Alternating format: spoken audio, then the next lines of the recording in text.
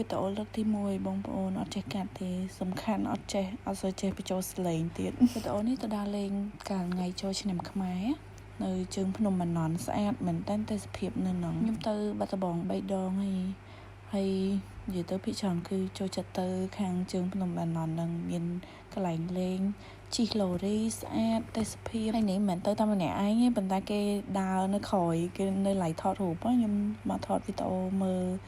ធម្មជាតិស្អាតមែនតើគ្រាន់តែរៀងក្តៅបន្តិចក្តៅមែនប៉ុន្តែត្រជាក់ភ្នែកចានេះបើសិនជាបាននៅនឹងគេមានរីសតដែរបើយើងបានគេងនៅនឹងពេលល្ងាចឡើងដឹងតែសប្បាយហ្មងនេះ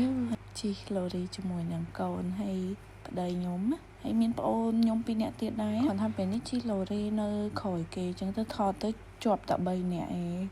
ពីពិសាសេះនឹងរវល់ហ្មងនេះប្អូនស្រីខ្ញុំប្អូនស្រីបង្កើតហើយនឹងប្អូនស្រីចដូនមួយអូយនិយាយទៅតាម5នាក់ហ្នឹងឯងប៉ុន្តែសប្បាយឡើងបាសសក់ហ្មងមើលតែម្នាក់ឲ្យមួកផងកសែងផងរោមម៉ូយខ្លាច់ក្តៅខ្លាច់ខ្មៅវីដេអូខ្ញុំមានតែប៉ុណ្្នឹង